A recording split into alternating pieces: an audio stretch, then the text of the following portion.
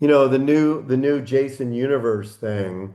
There's a lot of confusion out there because we didn't, but I still think it's kind of cool. We did design a really cool Jason that goes underneath it, but no one's seen that yet.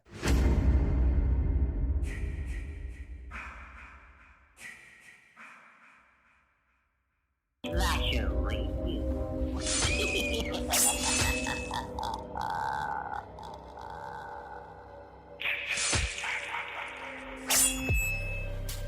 What's up, guys? Bones from Slasher Radio here, and we have something really special for you this week.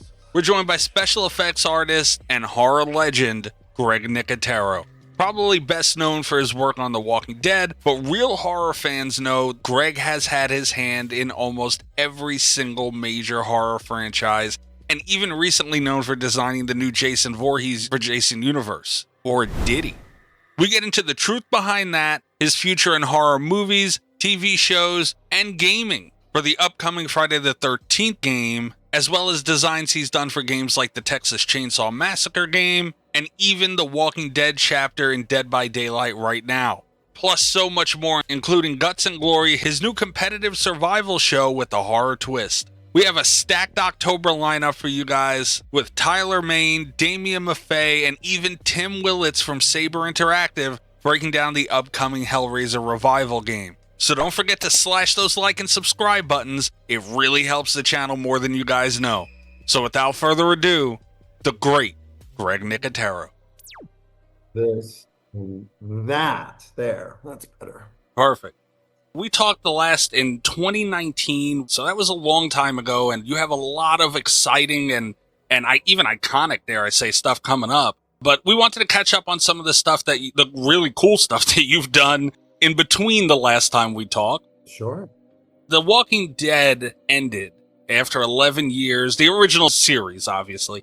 Yeah, of course. By far my favorite show of all time. Thank you. Wow. My grandmother and I have bonded over this show. She is a huge fan of yours and the show. I think a lot of people, like you guys broke records, you smashed records, you were, the king of the mountain for so long. What was it like putting an end to that original series that you were such an integral part of? It was bittersweet. I'll be really honest. When it was great, it was so good. Like you go back and watch the first first six seasons. Yes. You couldn't beat it. Nope. The cast was magnificent. The storytelling was great. The zombies were scary. It really it changed the way people watched television in a great way and brought zombies into people's living room every Sunday night. Right. So, it was for a long time, we just had the sort of marching orders of like, the show is going to go on forever. We're just going to keep making the show. And the crew and the cast got along so well that you really didn't want it to end. I think when we got closer to the end, the show there was so many people, and the graphic novel was so groundbreaking that it started to feel like, man, there's a lot of people, and how are we going to deal with this? And when Alpha in the comic book decapitates a lot of our heroes, and Ezekiel is on it, and Rosita's, their heads were on the spikes. I remember knowing that was coming up, and Kari Payton like, hey man, it's coming. I feel it. It's coming. And I said, look, you never know. The show kind of veers from the subject matter sometimes. But I feel like, when we really kind of stopped losing big characters and everybody was safe, it kind of shifted a little bit. And Yeah. that doesn't mean that I wanted to be killing characters off, because I always hated that. But that's what made the show so unexpected. Yeah. When not Glenn, because everybody knew Glenn was coming, but when Herschel went, and when Lori went, and even with Shane, like a lot of those earlier things. Mhm. It really kept you on your toes, and you didn't know where the show was going to go, and you just went along for the ride, and I loved that. So I think after a while, there were so many characters and there were so many people that we really, it was hard to service everybody. It's hard to service when you have 21 series regulars. It's hard to service those storylines when you have so many people. And it was challenging, without a doubt. Yeah. You still have The Walking Dead Dead City, The Walking Dead Daryl Dixon, season 3 just premiered the 7th, I believe. Yeah, we just aired episode 4 last night, I believe.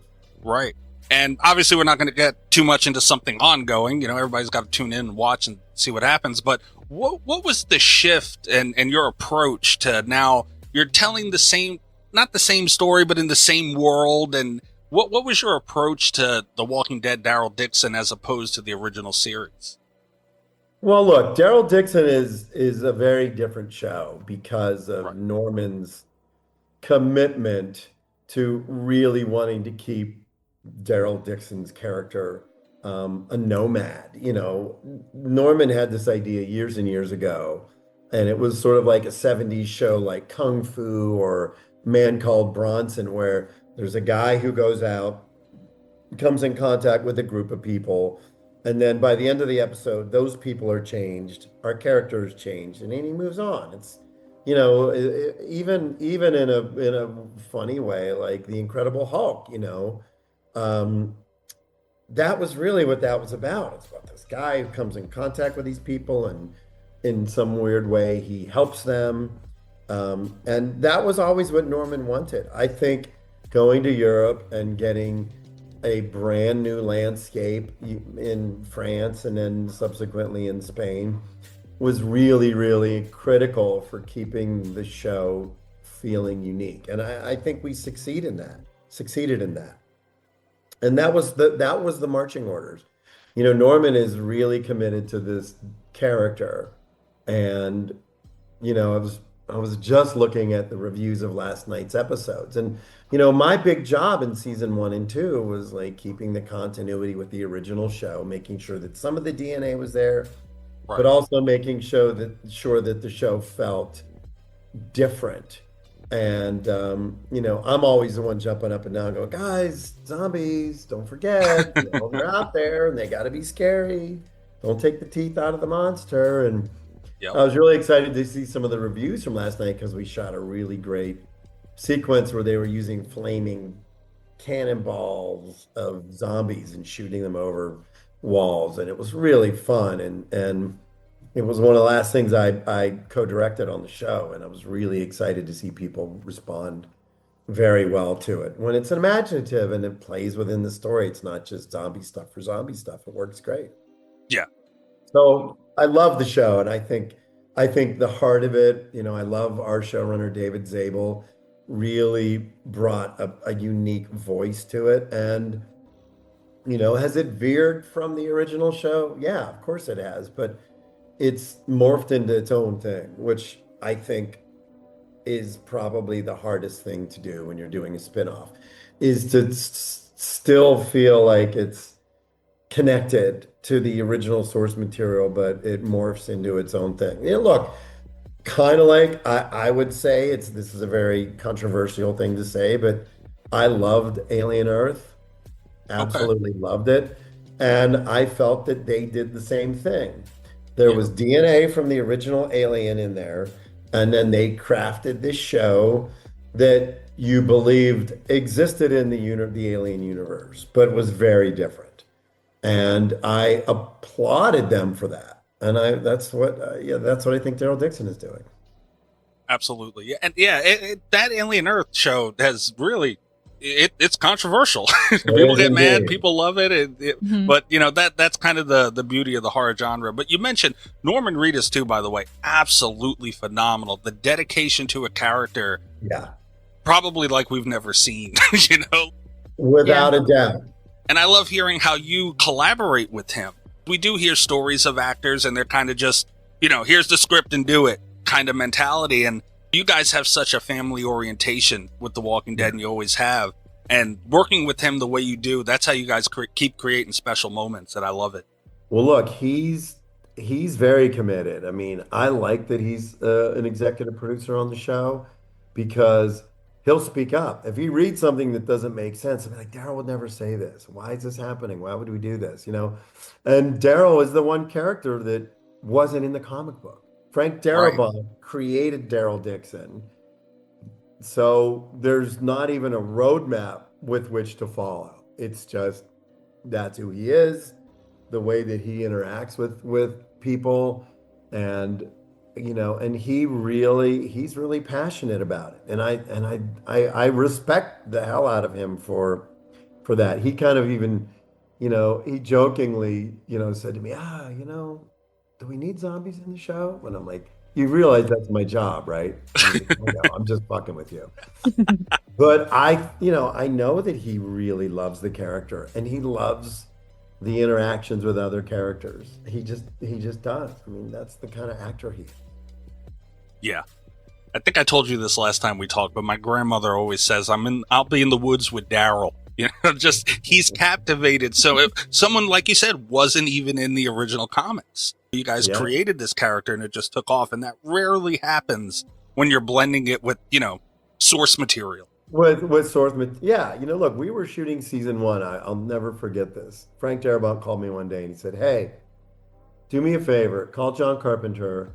I know you guys worked with Norman Reedus before because we had done Cigarette Burns, the Masters of Horror episode." Right.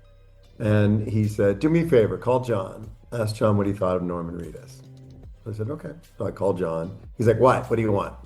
"Hey, John." Sounds like John. It really does. That's my perfect John Carpenter imitation. Kind of love him though. And I asked him, I said, we're thinking about casting Norman Reedus. And he said, one of the most prepared actors that I've ever worked with. Does his homework, Wow. comes to set, knows exactly what he's going to do, in a uniquely sensitive way. And that was it. I called Frank back and said, John gives a big thumbs up. Then I'm driving to set one day and I'm in zombie makeup because I'm playing a zombie in a scene. And the van pulls up and Norman gets in. And of course, I'm in makeup, like literally getting ready to go to set. And I'm like, "Hey." And he looks at me, "Hi." And, "Oh, you're here. Okay, get out." So he didn't even recognize me, know that it was me. We do the scene. I get killed. He kills me because it's his first kill in the series. And then the next day we get in the van again and I'm normal. And he goes, "Hey, Greg, where were you yesterday?" I'm like, I said, "You shot me in the eye. What are you talking about?" So, and that was it. And, he's just one of the best. It's really great to be able to work with him. That's great. Now, I have to say one of my favorite Easter eggs throughout the Walking Dead series was just seeing you in zombie form somewhere in the background throughout certain episodes. What was one of your favorite Walker designs or even death scenes for that matter that you created throughout the Walking Dead series? Well, I mean, we've done so many. I think the tribute walkers, which is what I called them, I love doing that because I was doing that not only for, I'd say 30% for me, 70% for the fans. And it was a lot of fun just to throw them in there. Look, we did a Freddy Krueger, we had all the Dawn of the Dead characters. We had Bub, we had Tarman, we had you name it, they were in there in some capacity. And it was really always intended to be my way of thanking the fans and the audience for sticking with us for so long. We recently did a Jason Voorhees tribute walker in Spain that I was like, I called Tom Savini and said, "Hey, just so you know, there might be a Jason Part 4 zombie." Oh, that's cool. Oh, that's so awesome. I love that. And of course I sent the mask over and I'm like, I don't really know how we can justify there being a hockey mask on a zombie. But if my team there could have figured out a way to do it, they would have. But it's just, look, everybody's been borrowing from that idea, and then it's Marvel zombies, and then it's, this zombie and that zombie and everybody. And I was like, fuckers. But it was always something that we loved doing as a tribute. I think, walkers from the show, aside from Bicycle Girl, which was our first one, and what I Yeah. really loved about that was, when AMC put out the first photo, like the first look of The Walking Dead, it was that photo Yeah. of that zombie. And I was really excited about the fact that when we did it, nobody had seen anything like that on TV before, ever. So, Yeah. and I think the irony was, 6 years earlier, I was working with George on Land of the Dead, and there was still concerns about the ratings board. So within the time between Land of the Dead and Walking Dead,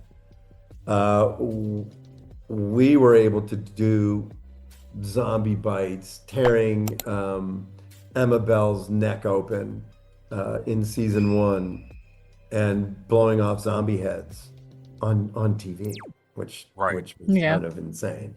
So we got a chance to do that on Sunday night on television, and I think it opened the doors for a lot of future TV shows. It allowed Game of Thrones to get a little more graphic, and American Horror Story, and the everything that has happened since then, since 2010. It's 15 years. Yeah.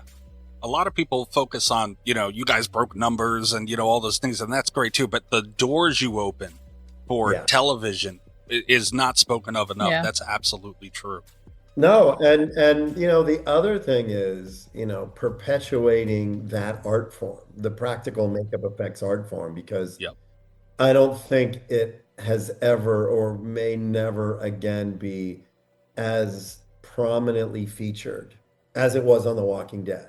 Mm-hmm. So that it had the same impact on young people that it had on me when I was 16 years old and Dawn of the Dead came out.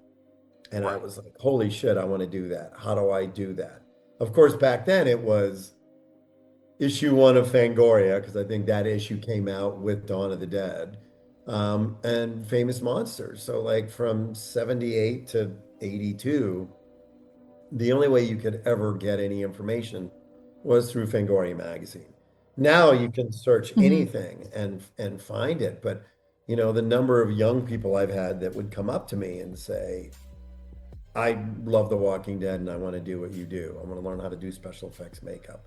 It's the ultimate compliment. And I was really and continue to be grateful that I've been able to pay it forward. I had my opportunity in, 1984 to get into the business and follow the dream that I didn't even know I had until I started like becoming obsessed with movies. And now, other people can sort of follow in my footsteps. Yeah, I'm actually a makeup artist myself. I love special effects, and you are one of, the most creative people that I look up to. So I just want to thank you. Thank you. It's actually pretty cool to be able to chat with you today about all this, because you've done so many amazing things in your career, and it's cool to be a makeup artist looking up to you and want to be... Cass is a little jittery today. You make me cry. I'm not gonna lie, she has been. No, it's so sweet. Look, I mean, we all do I'm this nervous. No, don't be nervous. Look, we all do this for the same reason. We're all inspired. Yeah. We're all inspired. And, I'll tell you, I went to, my friend Scott Spiegel passed away a couple of weeks ago, and he wrote Evil Dead 2 and gave K&B their first job. He called me one night and said, Greg, I'm doing this movie called Intruder, and I need some kids that can like make the makeup effects because we only have $6,000. And I said, shit, man, we'll do it. Like me and Howard and Bob will do it. We're sort of looking for our first big shot. So I went to his memorial on Saturday, and man, oh man, like you forget how inspirational other artists are sometimes, and people that were in my circle. We watched some of his short films, and Bruce Campbell was there, and Sam Raimi, and Eli Roth, and Quentin Tarantino, and everybody kind of got up and said something. And I left with this profound feeling of like how inspired I was by his sheer love of movies.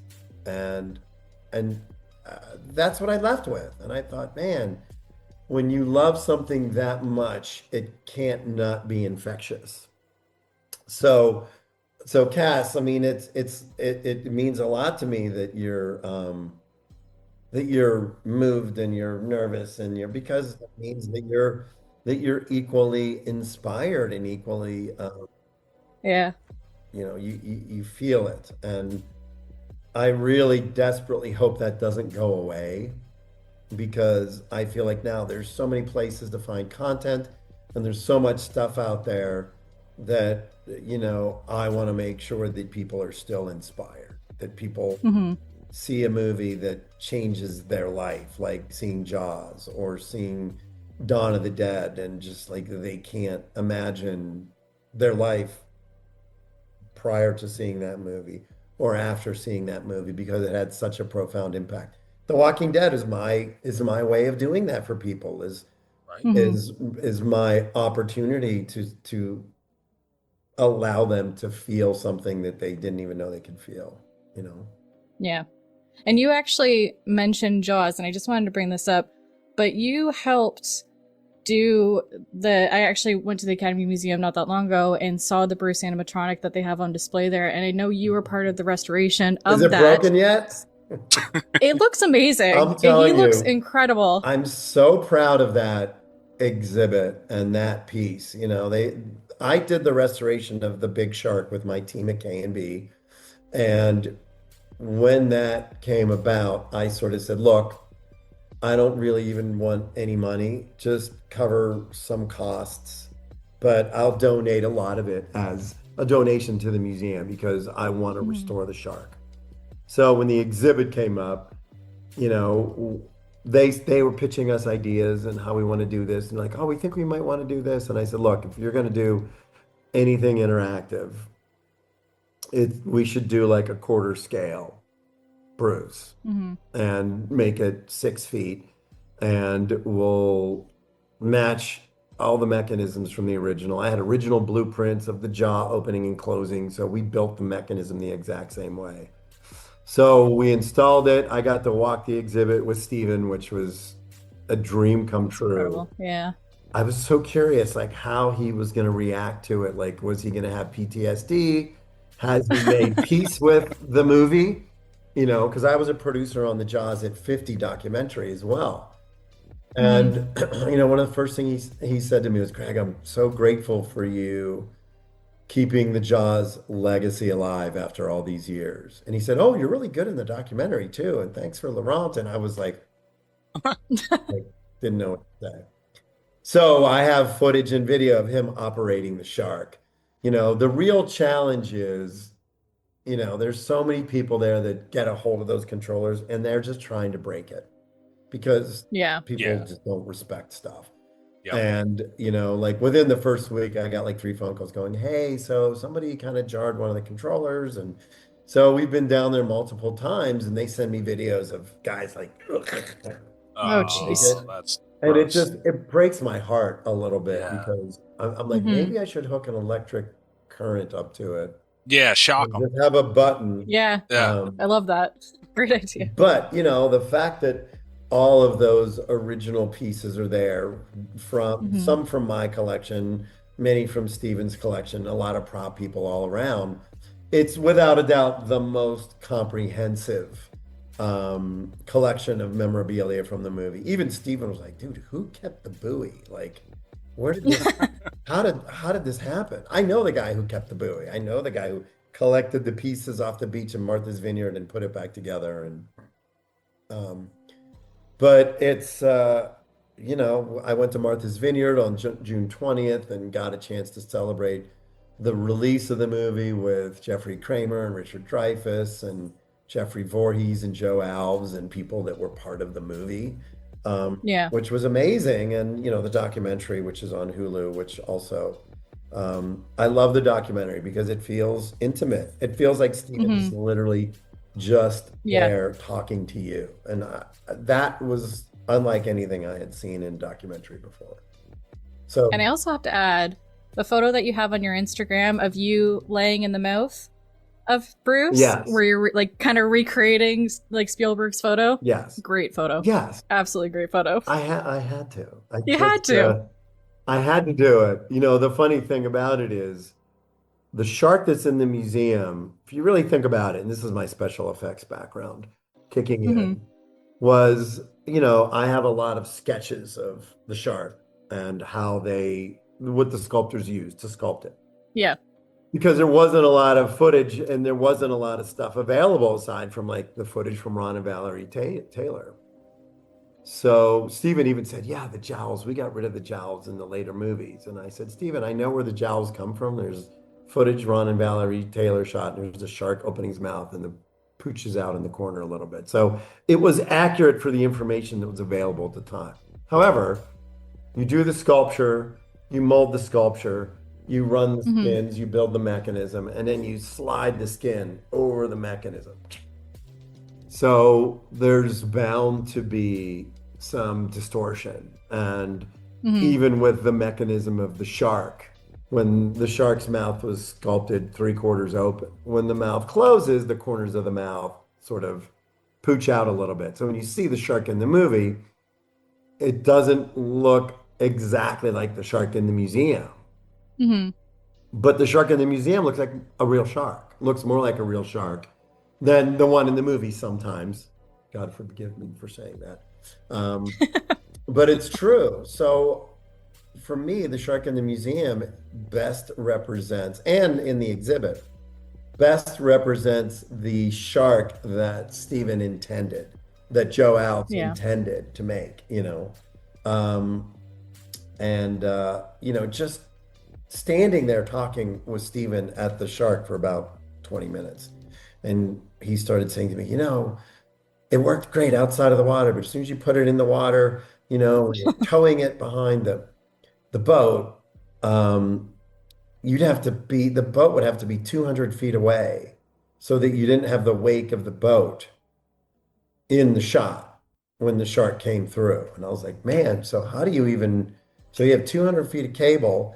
How do the guys operating the shark even know what to do? Because there wasn't video playback. And they were 200 feet away on another boat, like on a barge somewhere. And then he would say, oh, and you know, because there was a neck mechanism, like if this is the body of the shark, there was a mechanism that the head could go like that, it could go like that, and it could open and close its mouth. But when you're pulling it through the water, there's drag, right? So the head would sort of tilt to the side and it would pull like that. There's one shot in the movie when the camera's up in the crow's nest. You can actually see that in the film. So I knew what he was talking about. And he said, yeah, we had to find an inlet that had cross current so that when we would drag the shark through the cross current doing this, the current would push the head the other direction. And this is in 1974. I'm like, how the fuck do you think of that? Yeah. Right. In 1974. This It's incredible. Yeah. And you know, to me, the spirit of triumph is all those effects guys that never gave up. I mean, I can't imagine having worked on that movie and knowing that every single day that thing was going to fail and that there was no way that it was going to work, and then that it eventually worked. I mean, that's the spirit and that's the triumph. To me is Roy Arbogast and Richie Helmer and Cal Accord and Joe Alves and, you know, like Bob Short, all those effects guys. And, you know, I kind of wanted to do that. I didn't know I wanted to do that, but when I saw Jaws, I wanted to know like how they made the shark until I saw Dawn of the Dead. And then it was like, who's Tom Savini? And then, you know, there you go. If Tom Savini had worked on Jaws, it would be perfect. Probably. I did have one more thing I wanted to get your thoughts on about The Walking Dead though, Greg. Yeah, sorry. No, I love this. Are you kidding me? You guys have had several games and moved on to media, even board games and everything of The Walking Dead, like you guys' own stuff. But now you guys have a chapter in Dead by Daylight, which is like the showcase of horror characters now in gaming. Yeah. Were you involved with that collaboration at all? And what do you think about them being part of your characters being part of such an iconic game? Look, I mean, it's sort of inevitable. Right. I It's was been part wanted of, for a long time. yeah, I mean, I was part of a lot of the earlier development of other AMC Walking Dead gaming scenarios, designing zombies and things like that. Not that recent one in particular, but like some of the earlier ones. Um, and there was a long time when they were just like, send it to Greg and let him approve it. Okay. And I would look at the zombie stuff and be like, yeah, that looks good. That looks good. That looks good. That doesn't look so good. Um, so I was very involved because I would say for the first 7 or 8 seasons, they were very, very precious about everything about the show. And then I feel like at some point they just kind of went, it's whatever they want to do is fine. Um, so some of the more recent stuff I wasn't involved with, but I definitely was involved with early stuff. Okay. Like I said, it was so anticipated. Like for years, being players of the game and having friends over at Behavior, all we Yeah. heard was Walking Dead, Walking Dead, Walking. You guys finally were able to do it, which is great. You made a lot of people happy with that collaboration. Yeah. I'm so glad. I mean, it's great. Look, and I've done some stuff in the gaming world with, Gun Media and the Leatherface game, and we Get to that shortly, yeah. yeah, I've done a lot of stuff, but it's not as much I think as I'd like, but You brought it up, so you had your design for Leatherface in the Guns Texas Chainsaw game. yeah, We have friends over at Gun, love the TCM game yeah, too. they're great. Hmm. That design was wild, and I Right. remember seeing it being announced, and I was like, "Holy shit!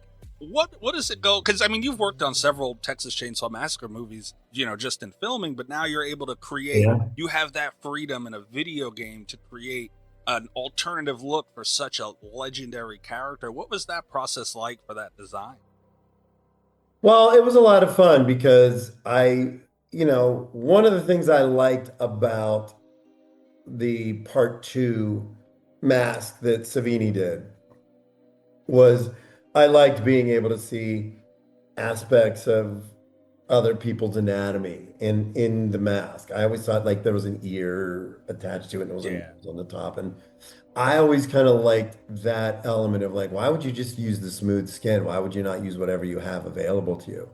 And like you said, I think I've done 4 or 5 chainsaw movies. So we've gone down that road several times with designing things and seeing what looks right. And look, let's face it, the Whisperers on The Walking Dead were basically Leatherface, you know. Yeah.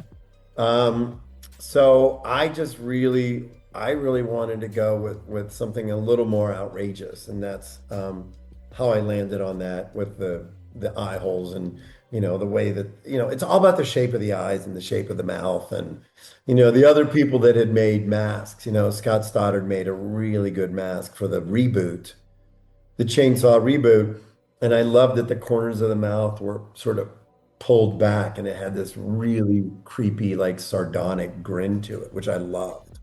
Um, so, it's about sort of capturing the character, but then, adding those little accents to it, which is a lot of fun. You mentioned that you haven't gotten as much into gaming as you would like with designs and everything. Maybe you could settle, I guess we can call it a rumor with something that was said on the show. We spoke with Vincente De Sante. I'm not sure how familiar you are with his work, Never Hike Alone and all those things. Yeah. His version of Ghost Jason, he was in talks with Gunn back when Friday the 13th was booming. And he said that he had heard during his conversations with them that you were slated to create a Jason for Gunn's Friday the 13th game. And maybe even the Jason that we see now was in the works back then. Is there any truth to that at all? They did come to me about the Jason a long time ago. And I'll be honest, I just didn't have the bandwidth at that time when that game came out. We were like deep in Walking Dead. I was directing 4 or 5, 4 episodes a season. And I just couldn't do it. Finally, after look, and they pursued me for a long time, and I just, guys, I can't. I just don't have the bandwidth. And then when Chainsaw came up, I'm like, okay, I know I blew you guys off before. Let's take a stab at it. The new Jason universe thing. There's a lot of confusion out there because we didn't design that mask. We manufactured the mask for them. They sort of came to us with a design and said, "This is what we want." And I was like, "Okay." So we made the three-dimensional prop mask for them, and then they did a press release that was like, "Greg Nicotero designed the mask," and I was like, "I didn't really, I made it." And by the way, I like the mask. I don't know what everybody's so pissed off about. I think it's kind of cool and it doesn't bother me. So I was like, everyone's going to hate something. But I still think it's kind of cool. We did design a really cool Jason that goes underneath it, but no one's seen that yet. Okay. Yeah, and that was actually the next question I had lined up for you, Greg, and I'm glad you mentioned that because honestly, I haven't seen. You're a pro. I know. I don't see anyone mentioning that. So I'm glad you brought it up because I didn't know that either. So you created, everyone's saying you created the new Jason and you didn't create the mask then, you're saying? Well, they gave us the design and they said, okay, "Can you manufacture this?" And they had like, "Oh, it's got 13 holes in the shape of the eyes and all that stuff." They had already designed that for their logo, like the Jason Universe logo. They basically came and said, "Can you make a mask?" Originally, it was make the Jason and then we'll make a mask for it. And they're like, "Well, can you make us a mask?" And I was like, "Sure." So we have designed a Jason, but nobody's seen it yet. I think it's pretty bad. So you say Excited. Is there? Do you have plans or maybe hopes even for this to be released in some capacity in the future? I would imagine so. I mean, it's the sculpture's done. It's done. It's sitting at the shop. It's finished. It's based solely on stuff that I liked from earlier Jasons. The one thing they kept saying, he's not a zombie, he's not rotted. So it feels like it lives more in the part 2, part 3 world. Which I like that as well. I think that's it's a cool vibe. Mm-hmm. In handling this, and I know it's weird to maybe ask you, someone with like probably the most impressive resume in the entire horror genre, but did you feel any type of pressure? Maybe that's the wrong word, but I think you know what I mean, because this is an iconic character and he's also making a comeback. No, because you know what, I've redesigned and worked on. Look, aside, I did all Scream 1, 2, 3, Friday the 13th, 5, and 8. New Nightmare was part 8, right? I think. We pre-recorded our intro for this and we went through your notables and it's insane what you've done. I did two Halloween movies, 2 Nightmare on Elm Street movies, 4 or 5 Leatherface movies, 3 Scream movies. The only one we didn't do was Hellraiser. And I was at a show in Boston, Silver Scream Con 2 weeks ago, and Doug Bradley was there, and I kind of made a joke that I was going to run by with a brush and put makeup on his face and be like, "Hey, I just made a Pinhead," so that I could say that I've done a Hellraiser. Would have loved to see that. It would have been funny. He would have been like, "What the? Get out of here." So, and they've all changed. And, the fans, sometimes they love it, sometimes they hate it. You never know. And look, on Walking Dead, do you know how many times we've had fans go, "How could you kill that character? I'm never watching the show again. That's the worst. You can't." Oh, yeah. It's like, you can't make a TV show based on feedback from the internet. You just, you can't. It's true. Because they don't know why it changed. They don't know why that character was killed off. Maybe that character wanted to leave the show. Maybe that character got a part on a huge movie and wanted to leave. Or maybe the character just didn't like what was being written for them. Or the character wanted to go home to their families. Or you just don't know. So it's the same with, when you're redesigning a character, you have a director, you have producers, and many times the producers are the people that hold the rights to the character. Mm-hmm.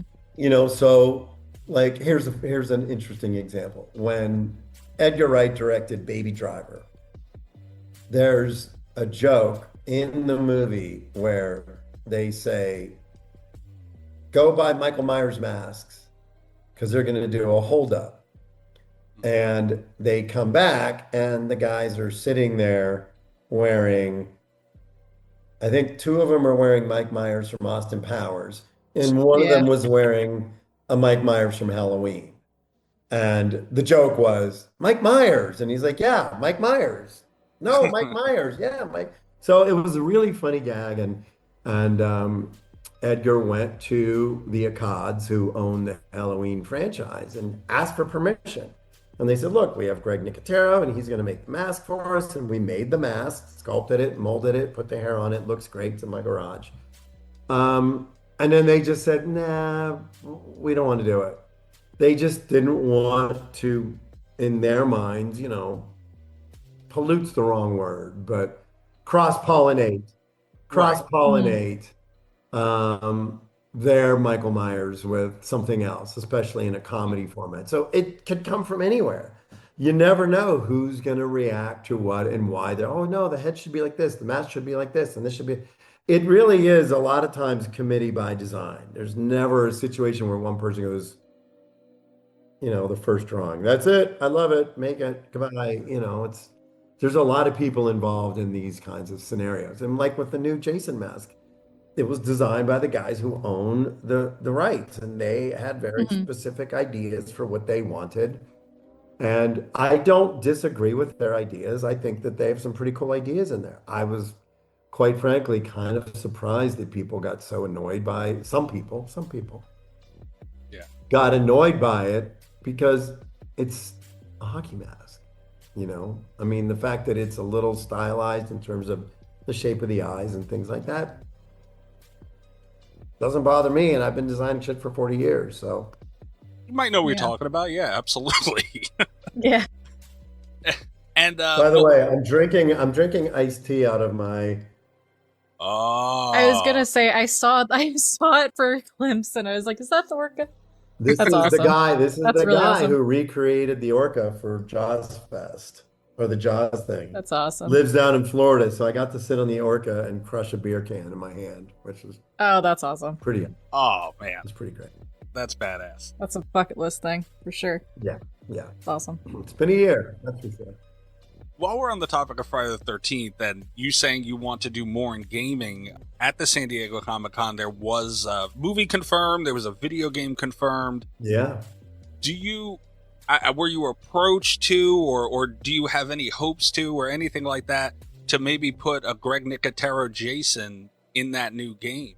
Yeah, I think that would be fun. Look, I mean, it's all about paying tribute to those characters that we love. I mean, you know, that's why they want to do it. And then you put your stamp on it. I mean, it's just the way it goes. I mean, look, dinosaurs from Jurassic Park, from each movie, they're redesigned and look a little bit different. You can't do the same thing over and over again. You just can't. People will be more angry if you just put the same Jason in every fucking movie for eternity. Right. They'd be like, it's kind of Yeah. Yeah, and you know, Tom Savini had his twist, which is arguably the most popular Jason now. A modern day fan, they love that Savini Jason. I do too. Yeah, it was awesome. Your design for Leatherface, like these are things that are the different forms of media now are taking over. Yeah, and you guys are a part of that, and it's awesome. Yeah, it's great. Something you have coming out soon, Greg, is Guts and Glory, Yeah. which I cannot wait for this. It's debuting October 14th on Shudder and AMC. Yeah. It's described as it immerses contestants in a survival game with a horror twist. There's not a ton out on this yet. Can you tell us what to expect? Because when I hear this, I think like Survivor with, at Camp like Crystal Survivor. Lake. I mean, look, it's I had so much fun doing it. It is a real, true competition show. It's not a scare show. It's not, I love scare tactics, super fun. It's not that. It's not fear factor. They're not, the challenges are all uniquely strung together in a storyline that we created. And then the storyline is this. These people, real contestants, God love them, flew to Atlanta, and we took them to a remote location in the woods in Alabama. And they compete.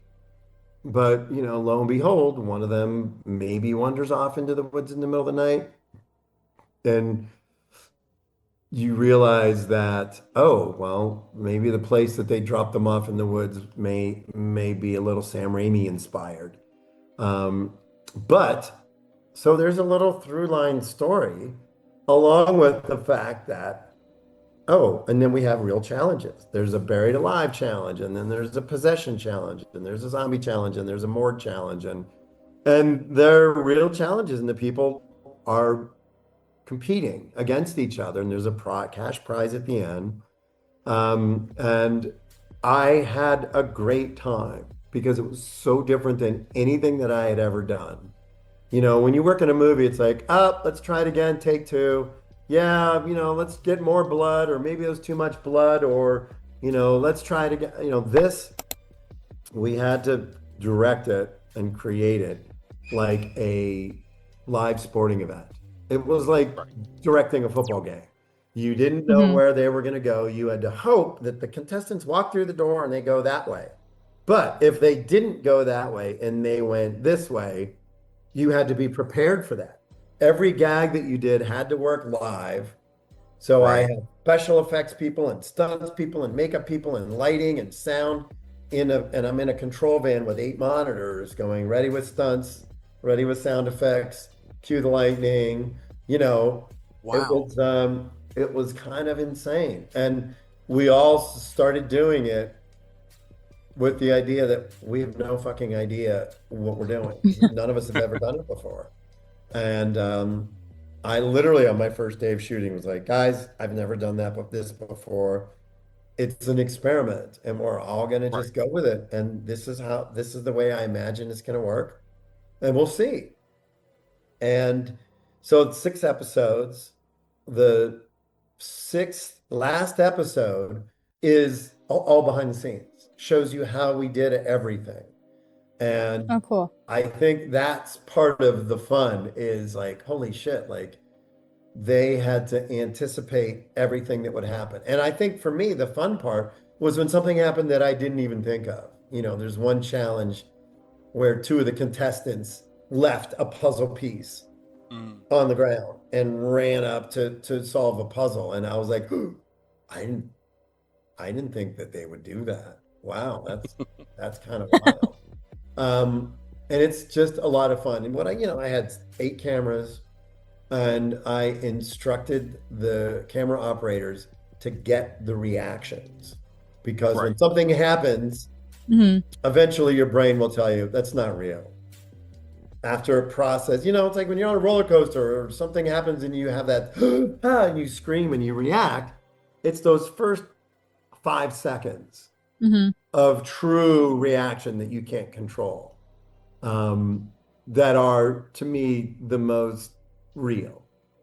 So that's what we did. And I think we maybe went back and did a couple little pickups here and there just of like, we need a POV of a creature, or we need a POV of something that we couldn't shoot with all the contestants there because we didn't want to break the illusion. And I think for me, that was the hardest thing. For the first episode and a half, I'm like, they got to believe it. They got to believe it. They got to believe it. The minute that they stop believing us, we've lost them. So we got to keep them long enough until a certain point in episode 2. And then once they get it, and they're like, oh, and weirdly enough, I'm the host of the show. That's so awesome. I sort of show up in the middle of episode 2 and be like, I don't, I kind of say, oh, it's not the show you thought you signed up for, but this is the show. And once I was able to sort of download to the contestants what the show was, then it was like, all right, now I just need to scare them. And now I just need to fuck with them. And it was all about misdirection. They Mhm. think one thing's going to happen and something else happens. They think this is real and that's fake and that's real. It's all that kind of stuff. It was really, really fun. It was really fun. When I started cutting it together, it was interesting because all of my editors came from the unscripted competition world. None of them really had cut horror movies before. I'm like, guys, you're cutting a horror movie. I gave them a list of movies to watch. You have to watch this movie, watch Night of the Living Dead, watch this, watch that, And so even they were like, I've never done anything like this. I don't even know. So even the people that were cutting the show together were like, hey, so we need more interview footage here, but what does this mean? And where does this footage go? I said, oh, we'll take that, put that here. So it was really tremendously rewarding to be a part of that show. And I'm dying for people to see it because we were originally supposed to come out in September, and then this other window opened up in October, and I'm like, yes, because I want it to be around Halloween. I think it would have been done already. I mean, if we had come out September 9th, I think the show would probably be like a week from being finished, and we haven't even hit Halloween season. So premiering on October 14th on AMC Plus and Shudder, nudge, nudge, is the perfect window for me. Mm-hmm. Oh, absolutely. Yeah. And I got a theme song. Slash wrote the theme song for me. Oh, man. Awesome. Which is super wild. That's awesome. Yeah, because he's like, how come you never asked me to write any music for you? And I was like, because you're probably big. I said, hey, do you want to do this? And he went, yeah, great. So, yeah. That's awesome. The funniest part of that is if you asked him and he said, well, I am very busy right now. Yeah, he is very busy. But, look, I get that all the time. People go, oh, I didn't want to bother you. And I'm like, bother me. It's okay. I'd rather you bother me than not ask. Because if you ask, the worst thing is I can say, I'm too busy. But, Right. Absolutely. Yeah. And you stole one of my questions because obviously we don't want to dig too deep into this, but I was going to ask you about the challenges, a morgue challenge, buried alive. This sounds entirely on brand, and I love it so much. I mean, you kind of went into it a lot already, but the challenges of, because you're used to scripted television, you reshoots and things like that. You don't have this opportunity now, and you're practically, filming a football game, at this point. Yeah. Like, what was the challenges in the differences there? Well, I think that, look, we're talking about a season 2. There are things that I would do differently. One thing that you do in unscripted shows is they have the diary cam. Diary cam is, in the middle of what's going on, you take the contestant away and you shoot. How do you feel about today? How did you feel you did in the challenge? When we were shooting, our day 1, we had 10 contestants. And if we had to lose each contestant for 20 minutes, that's half of our day is already gone. So I was like, well, shit, how the hell are we going to get this footage that we need? One idea we had was we sent all the contestants these Osmo cameras and highly recommended to them that they film everything. So a lot of the footage that we use in the show has a Blair Witch Project feel to it. They're coming out of the bus and they're walking through the woods and they're filming stuff, and they would turn their cameras on. So there's a lot of first person vibe to it, which I really loved. Even like when they're getting up in the morning and they're leaving their house and going to the airport and filming themselves going through the airplane and on the plane and all that stuff. Because it gives you production value. It makes it feel like a much bigger show. And it gives you a sense of who these are. I kept saying, guys, I can sell a horror show. Who we need to sell this to is the competition reality show people. Because they've never seen anything like this. We can get the horror people because obviously it's going to be on Shudder. They're going to watch it. But I want the competition show people, the people that watch Survivor and Big Brother and The Amazing Race and The Traitors. I want them to watch this show. Yeah, and I'm a Big Brother nerd, so I'm already looking forward to. Oh my! But are you watching Amazing Race now? It's all Big Brother people. Did you see that? Yeah, it's been that way for a couple of years now. It's weird. I was confused. the Big Brother nerd in me is looking forward to the diary room. And that may sound dumb, but I know it has to look really cool. Well, but again, Big Brother, it's different because they're in one location. We're out in the fucking woods, and Oh, right, yeah. I can't tell you where we are, but we're in a lot of places. And a lot of times if you watch other shows, like when you watch any of the Gordon Ramsay shows, all those diary cam shots are all shot in front of green screen, and then they just put the background in. True. But for me, it was like, you got to create the mood, and you got to you get B-roll of fog going over a lake at night, and stuff like that. So, and we were just kind of, some of it, there was a little free form stuff for me because I feel like I liked the organic nature of it. And, when you do a movie, everything's pre-planned and there's a script. And, I said to some of the contestants afterwards, I'm like, man, there was something really liberating about not having a script. Yeah. About improvising things and seeing where it goes and where it takes you. I kind of like that. I have this crazy idea in my head of getting 6 or 7 improv actors and taking them out to a cabin in the woods for a week and showcasing some kind of cool horror ideas that we just improvise. And you just go, okay, the story is 5 people show up at a woods for a reunion and one of them disappears, go. And it just becomes organic because it's real people reacting the way that either they or they think their character would. So, I talked about that with the contestants a lot once the show was over because they kept saying, I don't know what the fuck's going on. What am I doing? They didn't know. It was fun. A lot of fun. And I'll tell you, the worst thing in the world is looking somebody in the eye and saying, sorry to say you've been eliminated. That's really hard because they're so into it and they're so committed, and you can see how excited they are, and the competition, that competitive spirit comes out, and they're like, I'm going to win. And that guy's not going to win, or that girl's too competitive, or I don't like him, or I don't like her. And it's wild. I just can't wait. I'm dying for people to see it. It's driving me crazy.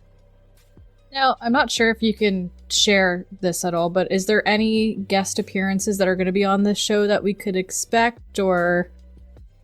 No, not in season 1 because, we didn't. I had a lot of ideas.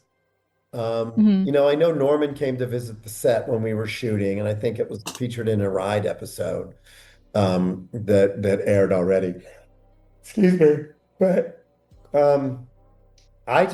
my goal for season 1 really was to try to do as much as we could to keep the contestants feeling like anything can happen at any moment. I didn't want it to feel like, Face Off or something or Top Chef, where a celebrity person comes in and hey, we didn't do that. Now, I'm not saying we wouldn't do that in season 2. I have an idea for season 2 already that because when we did season 1, they're like, we're not sure how many episodes we want to do yet. So I collaborated with a couple of friends of mine, and we came up with 12 challenges, and we only did 6. So I was like, hey, we have 6 other challenges here. And I have a bunch of ideas, and I think even now, knowing what I learned from season 1, what we would/could do. So yeah. I was super excited about this to begin with, and you mentioned this Blair Witch feel. I'm a huge Blair Witch nerd. We're going to be talking to Eduardo Sanchez soon. This is I don't want to wait now. I had to come to terms with waiting already, and now it's worse. Well, I think AMC's sending the screeners out next week. So if you're on there, I think we are. I'll just tell them to send you the screeners. Oh yeah, I'll bother them for sure for this. But you mentioned, Greg, that obviously season 2 you're talking about already. You sound super excited about it. I'm super excited to see it. Is this something that if you had your perfect world with it, would you like to continue this for years to come? Because it sounds like a blast to watch. Yeah, it is. I think the nice thing about it is it will always evolve based on the contestants and who they are. Right. And how a lot of, when we started with our casting company, I specifically put a few questions in the interview process because I said, look, I mean, they had kind of their standard casting questions. And I said, maybe we need a what's your favorite horror movie question or what scared you kind of question. And there were two or three people that had said the same thing. And I'm like, okay, now I have to come up with a challenge. Right. Because 3 of our 10 contestants all said the same thing scared them. Right. And I went, okay, now I got to figure out a challenge that will play into that. You have to adapt to them. Yeah. Yeah. Yeah. And it was fun. And it was really fun. Oh man, I can't. You have no idea how much more excited I am for this now. This is not fair. Good. But one more thing I wanted to get your thoughts on, Greg, and it possibly the most important, Twilight of the Dead. Yes. This is something that obviously is not out yet, not even a date announced for yet. But I wanted to get your thoughts on it because it's being called a full circle moment of your career. Anyone who has followed your work can truly understand that. Yeah. This is, from what I'm seeing online, is the final installment of your friend and mentor, George A. Romero's Living Dead series. Yeah. What is it like working on this? Because it's got to be so close to your heart. It is. I mean, look, the interesting thing about George's universe is the zombies evolve. Yeah. I mean, Night of the Living Dead, Dawn of the Dead. Of course, when we get into the Day of the Dead, and there's Bub, and then Land of the Dead, where we had our 8, Tambourine Man and Big Daddy and the teenage couple and the number 9 baseball player. None of those 8 zombies ever devoured anyone. And I think Land of the Dead ended with the characters going, well, they're leaving the city and the zombies are taking over. So George always had this idea to evolve the walkers through the course of the show, and this continues that intention, which I think is really interesting and unlike any other zombie stuff that's out there. And it's very different. And I've had a bunch of meetings with the director, and we did some designs, and we're sort of waiting for them to sort of secure the rest of their financing. Nice. Yeah, I'm very much looking forward to this, and I'm glad you got to do it. Because like I said, I know this has got to be important to you. And who better? You talk about the evolution of zombies. I was just having this conversation recently. In my opinion, The Walking Dead had the best zombies. Period. End of story. Like, they were perfect, and you can range from George A. Romero zombies to World War Z. And everything in between. And I feel like you hit that perfect note. And like I said, who better to do this than you? For multiple reasons. Well, I appreciate that sentiment. That's very nice. It's I'm excited. I'm excited for the next steps. I'm meeting the producers in New York when I go next week to sort of just, get a sense as to what the plan is moving forward.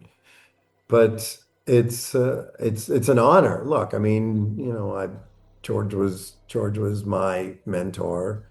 I met Tom Savini through George. So George was the first person that I met, and he used to joke like, man, you could have been such a successful doctor and I fucked it all up. He kind of would joke and say, man, I really feel bad that I derailed your career as a doctor. I'm like, I'm doing fine, George. I'm all right. Yeah. Thank you. Right. Please don't fret. But he would always say that, oh man, I'm so sad. I'm so sorry. I'm okay. So. We do have one last question for you, Greg, and we need you, again, something that who better than you to settle this debate that we've had on the show. I'm ready. And I need you to try and not be biased because we know how much you love Jaws. Cass and I have a debate. No. Yeah, I'm going to do it. We have a debate on which is better. And this is just a general. We're not talking specifically effects or anything like that. And it's tough between Jaws and the original Jurassic Park. Jaws. Thank you. Why? It's a better movie. Oh, I think Jaws is a better movie. It's a better adventure story. It's three men against this unstoppable beast in this world where they're cut off from everything else. Look, I love Jurassic Park. Jurassic Park feels a little light to me. Like when there's nothing like Quint getting eaten in Jurassic Park. Oh, yeah. Jurassic Park is a little more kid-friendly than Jaws is. And look, I mean, if Steven had made, and this is not a criticism of Jurassic Park, the one thing I love about Jurassic Park is you get the sense that it really takes place in one day. Like they get to the island, the scene where the T-Rex attacks, and then they're at night, and Muldoon comes to pick up Jeff Goldblum's character, and the T-Rex is chasing them through the woods, and they go up into the trees of the brachiosaurs, all that. I love, there's something about that middle section of the movie that feels really unique to me. Like there's this, maybe just because it's at night and there's a sense of dread, but it's less scary to me and it's less impactful. And I know in the original Jurassic Park, there was a lot of stuff. There was much more of it was set at night. Even I think in the beginning of Jurassic Park, isn't the little girl on the beach that gets attacked by the compies in the book? And then I think they used part of that in Jurassic Park 2. Look, there's a world where you take Jurassic Park 1, 2, 3, and you cut them all together into one magnificent movie by taking scenes from different parts of it. But I still love it. I still watch it all the time. The effects are amazing. The raptor scene in the kitchen is great. And the T-Rex, I saw that movie at a screening in Hollywood at City Walk. There was like 6 theaters playing, and it was cast crew screening, and Ray Harryhausen was in the theater that I saw the movie in. And I just remember overhearing when the movie was over and we walked down the lobby, and he was like, well, that's that. Like, it was kind of almost like, well, stop motion will never happen again. But he was, but he was really thrilled at the technology. He was blown away by it. Yeah. That was cool. I mean, I'm like, fuck, there's Ray Harryhausen. This movie's being made because of Ray Harryhausen, Yeah. Throughout this debate, I feel like I've made a very strong claim from my side. Not gonna lie, you siding with Cass really hurts my argument bad. Well, hey, great minds think alike. I gotta be on the winning team here, Mike. Sorry. It's a tough pick. I mean, by no Thanks, means, Greg. like it's really, really close. But yeah, no, I appreciate your thoughts on that. That went how I figured it would go, though. All right. But Greg, we appreciate your time so much, man, and hopping on, and your insight is always so valuable, and we appreciate it so much. Do you want to let people know where to get in touch with you? If you want them to leave you alone, tell them that too. No, I mean, I'm on Instagram. I try to check my messages. I'm not on Facebook. I'm not, like Instagram is at G Nicotero. That's me. That's where I am. That's where he is. And Guts and Glory, everyone. Guts and Glory, October 14th. We got Daryl Dixon is playing currently on AMC Plus, and Shudder. Fallout Season 2, which we did the effects for. It premieres in December. And I'm trying to think of what else we did this year.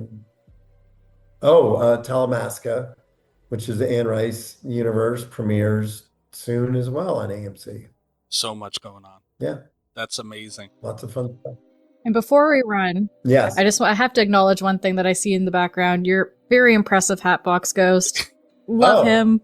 Yeah, I incredible. have a full-size one in the other room that I made. Oh, that's incredible. And then this, Huge fan. this. So Uh-huh. cruising. So when we did The Mist, the opening scene in The Mist, when Tom Jane's in the attic and he's painting, and the storm happens and the tree smashes through. Drew Struzan gave us copies of the paintings, and we had that one, and the Dark Tower one. And I think he gave us 3 of each, and we only did 2 takes. And so that one was framed and just sitting there. And I said, Drew, do you think I can have that? He's like, yeah, sure, take it. So I took it off the set of The Mist and brought it home, and it hangs on my wall. That's awesome. So there you go. Yeah, that you have quite the museum just in that room alone of just horror stuff. Yeah. Oh, Yeah. this is nothing. This is nothing. Yeah, I wouldn't mind moving into your garage with all that cool stuff you were talking about. Well, one day we'll do it. One day we'll do a tour of the museum. How's that? That's amazing. That'd be cool. Okay. That's amazing. But Greg, thank you so much for your time, man. Enjoy the rest of your night. We appreciate you so much. Yeah, absolutely. My pleasure. All right. Thank you so much. Bye.